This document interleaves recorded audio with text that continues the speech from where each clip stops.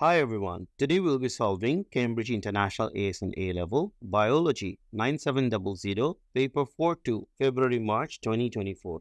Figure 1.1 is a diagram of a nephron. Label figure 1.1 using one labeling line and the letter A to identify the region that contains urine. So the region that will contain urine will definitely be collecting duct. So we will label collecting duct A. One labeling line and the letter capital B to identify a region that contains podocytes. Now, podocytes will be, inner part of the Bowman's capsule. So, the inner part of the Bowman's capsule, we will label it. One labeling line and the letter C to identify a region of the nephron that is within the medulla of the kidney. Within the medulla of the kidney will be the loop of Henle. One labeling line and the letter D to identify the efferent arteriole. Efferent arteriole is wider than the efferent arteriole. So, efferent arteriole will be the incoming one.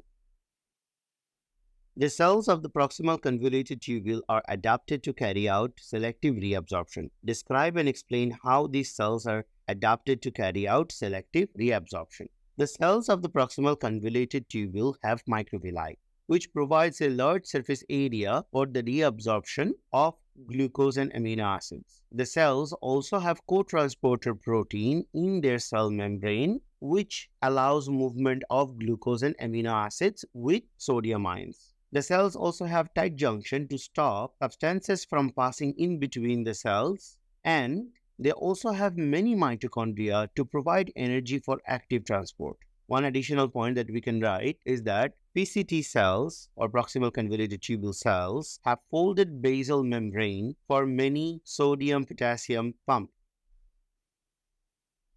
The scientist Gregor Mendel investigated differences in the length of the stem in the pea plants, Pisum sativum. In 1866, he published the results of this investigation into the straight characteristic. Figure 2.1 shows a diagram of a pea plant. The distance between the internode is shown in the diagram. Mendel observed that the pea plants he grew either had tall stems or dwarf short stems. In his investigation, Mendel carried out crosses using pea plants with these two phenotypes. From the results of these crosses, Mendel demonstrated that tall stems were dominant to dwarf stems in pea plants. It is now known that stem length rate in a pea plant is controlled by one gene that has two alleles, a dominant allele, capital LE, and a recessive allele, small le. Describe a cross that could be carried out and how the results of the cross could be analyzed to determine the genotype of a pea plant with tall stem. Because the tall plant is caused by dominant allele, capital LE.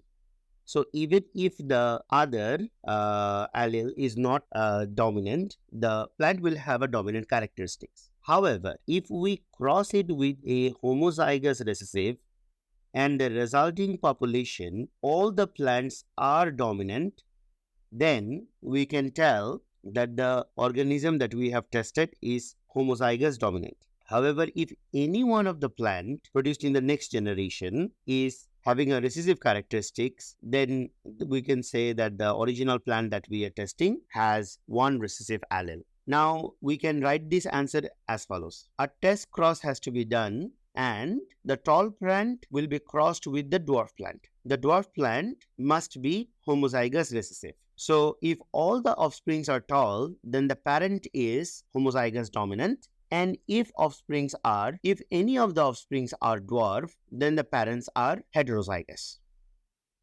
The scientists P.W. Bryan and H.G. Hemming identified that the difference in the length of the stem in pea plants was associated with the presence or absence of gibberellin. They published their findings in 1955. Gibberellin leads to a response in plant cells by binding to the specific receptor molecules. State the term used to describe a molecule such as gibberellin that binds to specific receptor molecules and leads to response in cells. So we can call it hormones, because hormones are the ones that bind to specific cells and then they basically bring about a change. The other name that we can also give it is a cell signaling molecule. suggests the response of the cells in the internode of the stem as labeled in figure 2.1 to the presence of gibberellin. Describe how this response affects the trait investigated by Mendel. Gibberellin's main function is to cause elongation. So the internode region will be lengthier. Alright, the stem will grow taller. Cystic fibrosis is an autosomal recessive genetic disease. People with cystic fibrosis have a homozygous recessive genotype. Explain the meaning of the term homozygous and recessive. So the term homozygous means to have the same allele, and the term recessive means to basically have the allele which is not dominant, which is not expressed when present in heterozygous.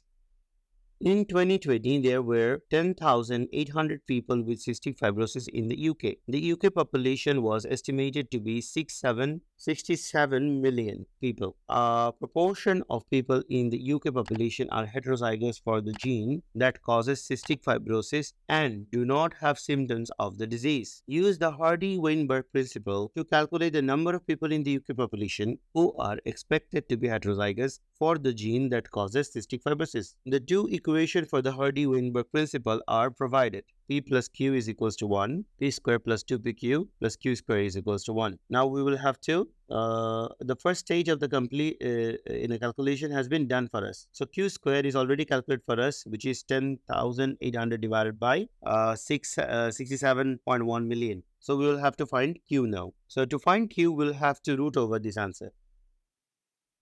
Since P plus Q is equals to 1, so P will be equals to 1 minus Q.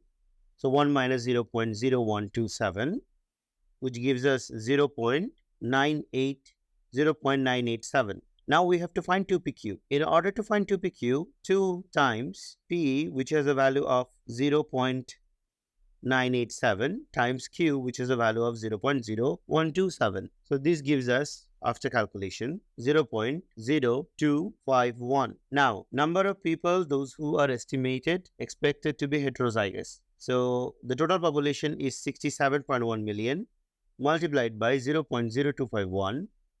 This gives us 1,685,000 people, those who are expected to be heterozygous. The Hardy-Weinberg principle provides a useful estimate of the number of people in the UK who are heterozygous for cystic fibrosis. However, the estimate is lower than the actual number. This underestimation occurs because not all the conditions of the Hardy-Weinberg principle apply. In UK, in 2020, the mean life expectancy of people with cystic fibrosis was approximately 50 years. All people was approximately 80 years. So we can see people, those that didn't have cystic fibrosis, tend to survive 30 years more on average. Explain how the information accounts for the underestimation of the number of people in the UK that are heterozygous for cystic fibrosis. The information accounts for the underestimation due to natural selection.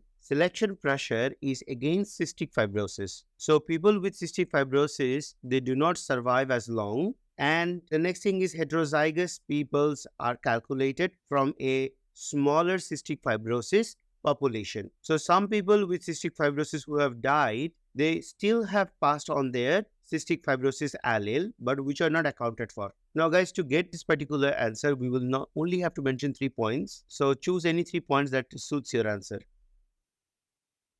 A screening program for the cystic fibrosis was introduced in 2007. For all children born in the UK, children are tested within 7 days of their birth. Children identified from the screening program are being at high risk of having cystic fibrosis can have a genetic test to confirm whether they have the disease. Table 3.1 shows the median predicted life expectancy for people born in the UK who have cystic fibrosis. Predictions are shown for people born in 2008, 12, 16, and 20. You can see that from 2008 to 2020, the life expectancy is increasing steadily. Describe the trend shown in figure 3.1. Outline how early screening for cystic fibrosis may have contributed to this trend. We can see the median predicted life expectancy increases over time. In 2008, the median predicted life expectancy was 38.8, whereas in 2020, it's 50.6. So treatment can be started early if the screening for cystic fibrosis is done early. So better treatment and with improved care between 2008 to 2020, the life expectancy have increased. In many countries, a genetic test for cystic fibrosis is available to adults who do not have cystic fibrosis but have a family member who either has a cystic fibrosis or is heterozygous for the gene that causes cystic fibrosis. These adults include partners, parents, offspring, brothers, and sisters of the family member. The aim is to find out if these adults are heterozygous for the gene that causes cystic fibrosis. Discuss the ethical and social consideration of making a genetic test for cystic fibrosis available to these adults. In terms of social consideration, we can say this reduces worry. However, the ethical concern will start if the results are negative and make the person worried. The person can make an informed reproductive decision whether to have a child or not, and also can also prepare themselves, all right, if that they are going to have a child with cystic fibrosis, so that they can plan for the care for the child. The ethical problem starts when we consider that the test is not 100% accurate and can also lead to a person losing their insurance, all right, or being discriminated, which is also a social and ethical problem. The test may reduce worry. However, the person might get into depression if the results are positive. The person tested can make informed reproductive decision. The couple might prepare and plan for care of child with CF. The test is not 100% accurate and the person might lose insurance or might be discriminated in other places. Holstein Friesian cattle are a breed of cattle used by dairy farmers in many countries of the world. For the high milk yield of their cows, figure 4.1 shows Holstein Friesian cattle. Milk yield in Holstein Friesian cattle is affected by the heat stress. Heat stress occurs when domestic mechanisms, homeostatic mechanisms, are not enough to keep the body temperature down to normal levels. One of the factors that contribute to heat stress is air temperature. The mean daily air temperature in Central Europe is shown below. The mean monthly milk yield per cow of Holstein Friesian cattle in Central Europe. So daily air temperature in certain months, and we can see at a moderate temperature of 10 degrees Celsius and also a temperature of 14 degrees Celsius, we get nearly the highest milk yield. With reference to figure 4.2, describe the trends in air temperature and milk yield from April to August. So in general, we can say as the temperature increases, the mean amount of milk produced decreases. Then we can do a comparative data about it. In April, when the temperature is 10 degrees Celsius, we can get around between 760 to 835 liters per cow. Or we can say we can get about 795 liters. Whereas in August, when the temperature goes 18 degrees Celsius, the milk yield is 710 liters per cow. So we will write temperature increases and milk yield decreases. Then we will do a comparative data code. Many dairy farmers in tropical regions use cattle breeds that are tolerant to heat stress. Heat-tolerant cattle. These heat-tolerant cattle can tolerate high air temperature than Holstein Friesian cattle before heat stress occurs. Have milder symptoms of heat stress than Holstein Friesian cattle for the same high air temperature, where heat stress does not occur. Heat-tolerant cattle produce a lower milk yield than Holstein Friesian cattle under the same conditions. Scientists compared DNA sequences of Holstein Friesian cattle and heat-tolerant cattle for a number of genes known to have an effect on body temperature. 20 genes were found that have alleles associated only with heat-tolerant cattle. With reference to the information provided, including the data in figure 4.2, state the type of pattern of phenotypic variation shown by the milk yield in cattle. Identify factors that cause phenotypic variation in milk yield in cattle. In each case, give a reason for your choice. Type, pattern of phenotypic variation, and reason for choice. Since 20 genes were found to have alleles associated with heat tolerance, so the type of phenotypic variation should be continuous.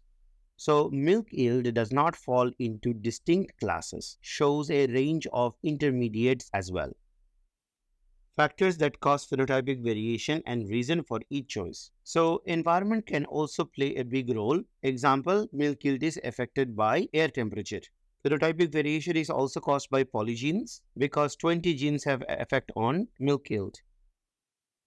The scientists found that one of the genes studied, PRLR, has a dominant allele known as SLIC. The SLIC allele was identified in Senegal cattle, a heat-tolerant breed, and is not found in Holstein Friesian cattle. Cattle with SLIC allele have short hair due to reduced hair growth. Scientists have used selective breeding to introduce the SLIC allele into Holstein Friesian cattle. The milk yields of normal Holstein Friesian cattle and Holstein Friesian cattle with the SLIC allele are shown in figure 4.3. During March, when mean daily air temperature is 5 degrees Celsius, and during September, when the mean daily air temperature is 14 degrees Celsius. Mean monthly milk yield per cow in kgs. Holstein Friesian cattle and Holstein Friesian cattle with SLIC allele.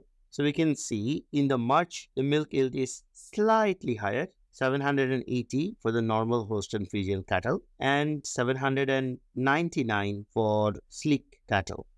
Holstein Friesian cattle with SLIC allele. Whereas in September, when the air temperature is 14 degrees Celsius, Holstein Friesian cattle has around 699 or 98 kgs milk yield per cow on average, whereas the ones with SLIC allele has a milk yield of 778 liters, 78 kgs of milk per cow. With reference to figure 4.3, describe the effect of the SLIC allele on milk yield in Holstein Friesian cattle. Since we have to give the description, in both of the months, the SLIC allele increases milk yield. In March at 5 degrees Celsius, there is just a small difference between milk yield, whereas in September at 14 degrees Celsius, there is a larger difference between the milk yields. Cattle with SLIC allele maintain a milk yield in both months, in both temperatures, or we can use a comparative data code.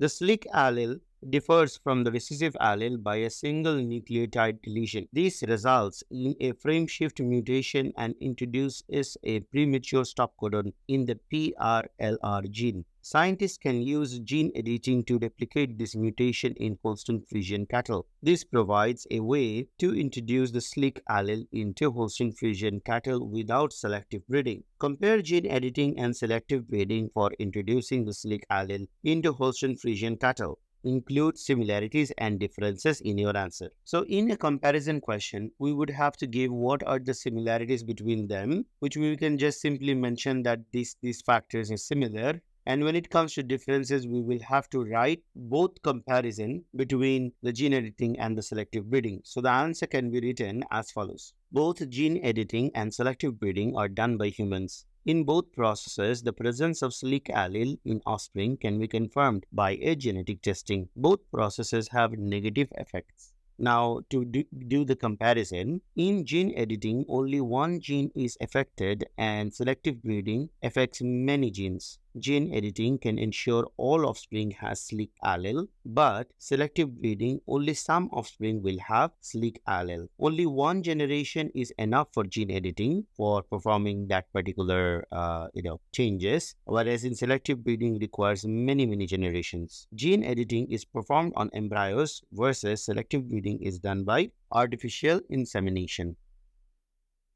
Complete the following paragraph using the most appropriate words. The theory of evolution describes a process that can lead to the formation of new species from a pre-existing species over many generations. DNA sequence data of different species can be compared to show evolutionary relationship. Two species that have a more recent common ancestor share more similarities in the DNA nucleotide sequence of their genome than two species that are more distantly related. Mitochondrial DNA can also be used in the study of evolutionary relationship. Mitochondrial DNA is inherited only from female gametes, and its nucleotide sequence is unaffected by crossing over or meiosis or recombination. We can write all of them. I think the best one is meiosis. During the production of gametes, DNA sequence data can be stored in large biological, so we can have data banks. So we can write databases here. allowing faster comparison of the nucleotide sequence of genome using computer software. DNA sequence data can also be used to predict dash sequence of proteins produced by a species. So we can use the DNA sequence to get the amino acid sequence. A dash can be used to detect many different mRNA molecules at the same time in the studies that compare gene expression between different species. So a microarray is a device that can do that. A respirometer is a piece of apparatus that can be used to measure the rate of respiration of living tissues such as germinating peas. A simple respirometer is shown in figure 6.1. We can see there is a reserve syringe filled with gas, filled with normal air, and a wire gauge to prevent the germinating peas from touching the sides and falling into the potassium hydroxide as well. It's inside a test tube, which is stoppered here. It is connected with a capillary tube, a U-shaped tube, which has colored liquid inside it. A student carried out an investigation to determine the effect of temperature on the rate of respiration of germinating peas. The student set up the respirometer as shown in figure 6.1 and placed the respirometer in a water bath at 10 degrees Celsius. After 5 minutes, the student used the syringe to adjust the position of the colored liquid in the right hand side of the U-shaped tube so that it is lined up with 0 centimeter on the ruler. So the student does the adjustment after 5 minutes because it allows time for acclimatization. The student immediately started a timer after the adjustment. The germinating peas used up oxygen, causing the colored liquid in the U-shaped tube to move. The student measured the distance moved by the colored liquid after 20 minutes. The student repeated the experiment at temperature between 20, 30, 40, and 50 degrees Celsius. State the function of the potassium hydroxide solution used in the investigation. Potassium hydroxide reacts with carbon dioxide, so it removes the carbon dioxide that is produced by the peas. Suggest how the validity of the results could be assessed. Results are valid if the experiment is repeatable and shows a consistent result at that same temperature. So any idea of repeatability will give us that particular marking point. And once it is repeated, we need to check to see how consistent the results are. The more consistent the results are going to be, the valid the results are going to be. And also at the same time, a control respirometer can be kept with a glass beads instead of the piece, which will check if the peas are responsible for the respiration and potassium hydroxide and other variables such as temperature by themselves did not have any side reaction. Explain why the respirometer was left in the water bath for 5 minutes before starting the experiment. So this one we can say equilibration or acclimatization. The rate of movement of colored liquid in the U-shaped tube calculated the results, and the results is shown in table 6.1. The temperature that we have done the calculation for was 10 up to 50 degrees Celsius with 10 degrees Celsius in increment, and the rate of movement in millimeter per minute, it went from 0.4 to up to 1.30 at 30 degrees Celsius and then decreased to 1.15 to 0.06. Plot a graph of the results shown in table 6.1 on the grid and 6.2. Draw a curved line of best fit.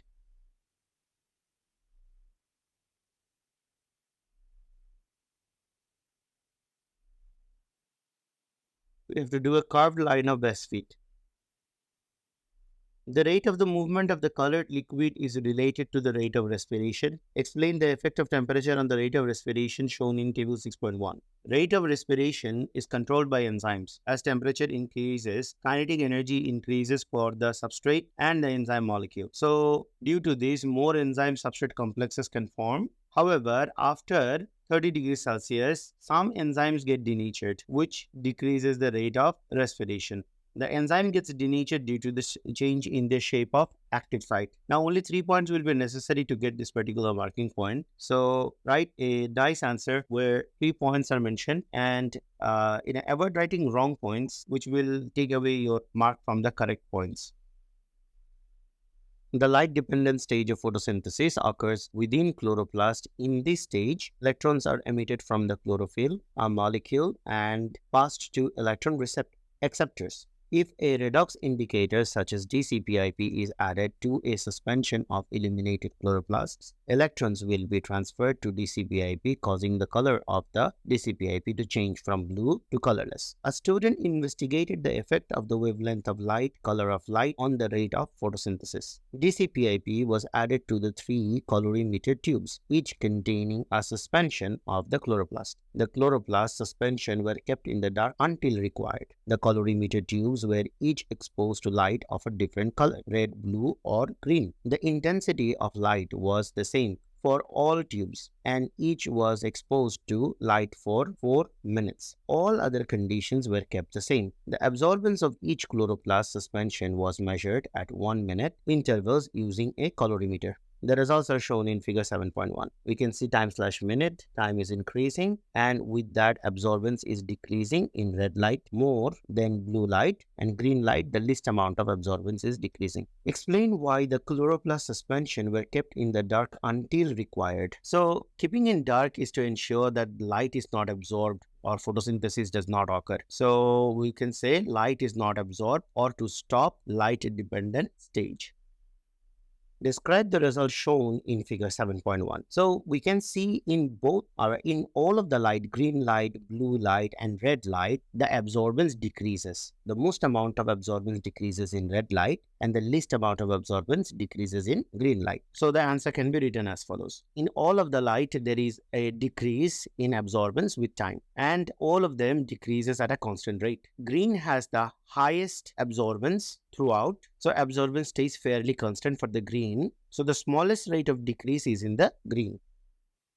With reference to the light-dependent stage of photosynthesis, explain the difference between the results shown in figure 7.1 for red light and for green light. With red light, more light is absorbed by chlorophyll, so more photoactivation or electrons are emitted. Thereby, a faster rate of electron transfer occurs to the DCPIP. So, the DCPIP decolorizes fastest in red light. Changes in the atmospheric carbon dioxide concentration, light intensity, and temperature can affect the rate of photosynthesis. These 3 factors directly affect different processes of photosynthesis. Complete table 7.1 using a tick to identify the processes that can be directly affected by each factor on a cross to identify the processes that are not directly affected by each factor. Indirect effects, where a change in the rate of one process affects the rate of a different process, should not be considered. Tick or cross must be placed in the final column of every row. So carbon dioxide concentration and Kelvin cycle. So Kelvin cycle is affected by carbon dioxide concentration. We'll put a tick mark on that one. However, photophosphorylation is not affected by carbon dioxide concentration. It's affected by light intensity. So light intensity, Kelvin cycle is not affected directly. Alright. However, photophosphorylation is affected directly. Temperature, Kelvin cycle, and photophosphorylation both are affected because they are enzyme controlled process. Approximately 2 times 10 to the power of 9 people in the world are currently infected with the bacterial disease tuberculosis caused by Mycobacterium tuberculosis. Early diagnosis is important so that treatment can begin. APOPO is a non-profit organization that has trained African giant pouch rats, Chrysotomys gambianus, to use their sense of smell to detect M. tuberculosis. They do this by sniffing a sample of thick mucus from the lungs of people who may have TB. The African giant pouch rats are able to detect the presence of M. tuberculosis with an accuracy of 87 to 93%. Figure 8.1 shows the African giant pouch rat. The type of receptor cell used by African giant rats to detect M. tuberculosis is the same as that is used in human taste buds. Name the type of receptor cells. Any receptor cell that can detect chemicals, so the receptor cell is responsible for detecting chemicals, so it will be chemoreceptors. Suggest why African giant pouch rats trained to detect M. tuberculosis may also be able to detect other species of Mycobacterium that causes TB. So we can give this answer in this way because they are all Mycobacterium, so they may produce similar chemicals, and since they share common ancestors or common genus, so they are more closely related, and the same chemoreceptor can be stimulated by those chemicals in the rat. The African giant pouched rat belongs to the kingdom Animalia in the domain Eukarya. Complete the table 8.1 to show the full classification of African giant pouched rats. So when it comes to kingdom and followed by the series, we need to remember King Philip comes over for good spaghetti. So King stands for kingdom and the Phillips will stand for phylum. Class comes stands for class, over would be order. Then family and then genus for the good and species. So now we are asked to write down the genus of that particular African pouch rat. So we will look into the scientific name that was given to us in the beginning, which is Crescitomis. Differences between members of domain Eukarya and members of the domain Bacteria include the presence or absence of a particular membrane-bound cell structures. Outline other differences in the characteristics features of the member of the domain Eukarya and member of the domain Bacteria. We can write down this answer in the following way. Domain Eukarya has a linear DNA, whereas the domain Bacteria has circular DNA. Then we can mention Eukarya has histones associated with this protein, associated with this DNA, whereas bacteria has no histones. Eukaryotic cells divide by mitosis, whereas bacteria divide by binary fission. Eukaryotic cells have 70S ribosome and 80S ribosome, whereas bacteria has 70S ribosome only.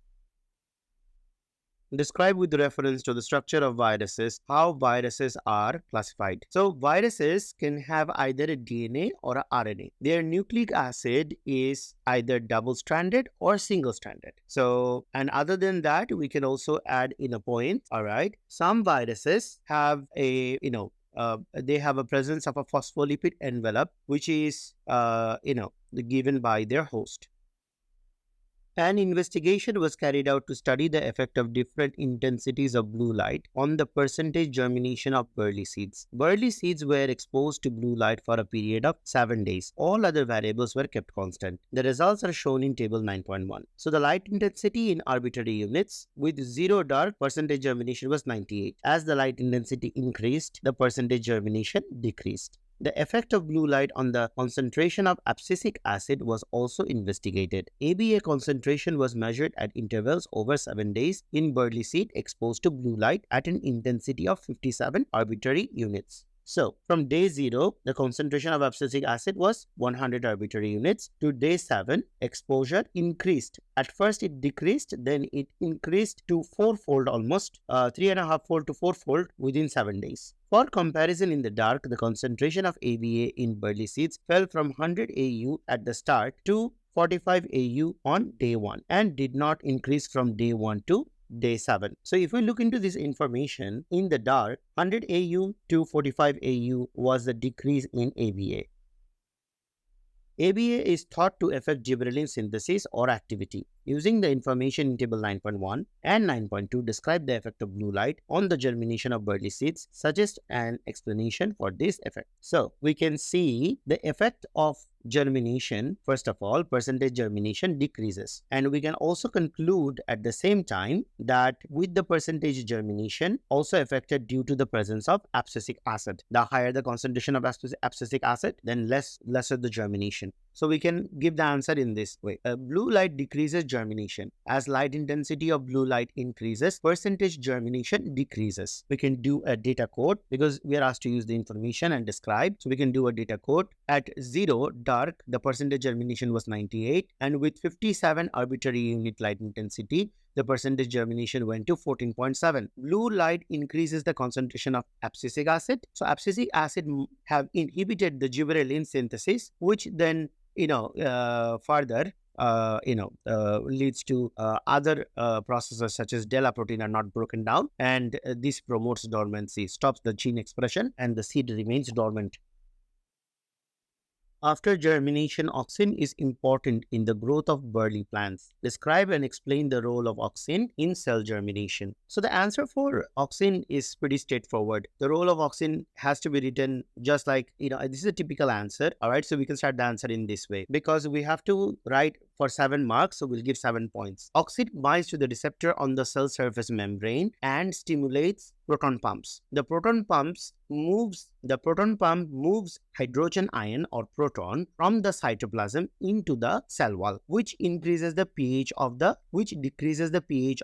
cell wall, and as a result, expansin protein is activated. Expansin protein loosens the linkage between cellulose microfibrils by breaking the hydrogen bonds. This makes the cellulose microfibrils more loose. Then potassium ion channels open because the cell is now increasingly becoming negative because of the H plus ion being pumped out. So potassium ion diffuses into the cytoplasm, which reduces the water potential of the cell. And as a result, water enters by osmosis and increases the turgor pressure, of the cell, which then causes the cellulose microfibrils to migrate and increase the volume of the cell. Guys, all of the points will not be needed to score your 7 marks. However, I'm giving you all of the points. You can write a complete answer to get the number.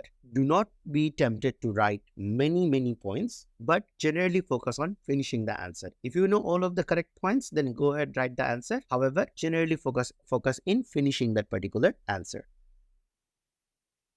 Striated muscle is composed of myofibrils. Myofibrils contain several structural proteins including troponin, tropomyosin, actin, and myosin. Outline the role of these 4 structural proteins in the contraction of sarcomere. So we can start the answer in this way. Troponin binds to calcium ion and changes the shape. As a result, tropomyosin moves away from the binding site on actin. This exposes the actin so that it can bind with the myosin head and form cross bridges. Myosin head then pulls the actin and performs a power stroke to contract the sarcomere. The myosin head is also a ATPase, and the binding of the ATP with it then allows the detachment of the myosin head from the actin. Drugs that cause muscle paralysis, paralytic drugs, are used during surgery to stop the patient moving. One commonly used paralytic drug is succinylcholine, which works by preventing contraction of muscles. Succinylcholine is able to prevent muscles contracting because it has a similar shape to acetylcholine. Suggest how succinylcholine is able to prevent muscle contracting. So the main point to look into this particular answer is that succinylcholine is similar to shape of acetylcholine. Since acetylcholine or ACH is our main stimulator for the muscle contraction, so if acetylcholine is replaced with succinylcholine, it's a competitive inhibitor. So the acetylcholine receptors will no longer pump sodium ion. So the sodium ions channel do not open. So sodium ions do not enter the muscle cell, and as a result, the postsynaptic membrane does not get depolarized. This will be our main idea to write down in the answer. So we can write down the answer in this way. Succinylcholine binds to the ACH receptors, and as a result, sodium ion channel proteins do not open. Sodium ions do not enter the muscle sarcoplasm, and the sarcolemma or the postsynaptic membrane does not get depolarized. Duchenne muscular dystrophy (DMD) is a genetic disease that is caused by a single gene. DMD affects striated muscles, and symptoms of the disease first appear at an early age. A fibrous protein, dystrophin, stabilizes muscle fibers during contraction. A person with DMD produces non-functioning dystrophin or no dystrophin at all. The disease occurs in about 4 in 100,000 people and mainly affect boys. Suggest and explain why boys are more likely to have DMD than girls. Whenever a particular disease mainly affects boys than girls, then we can easily understand that the problem is in the X chromosome, because X chromosome is only only acquired by boys, only one. So Y chromosome, does not have any effect on the X chromosome, whereas a girl have 2 X chromosome, and thereby they can easily get a unaffected allele and not get affected by that particular disease. So we can always talk about sex-linked. So we can say the DMD gene is a sex-linked gene which is found on the X chromosome, and it is a recessive disorder. So males only have one copy of X chromosome, and females who are heterozygous, they don't get DMD. Only homozygous female will have DMD, and thereby this gives them a certain amount of benefit of not getting the disease.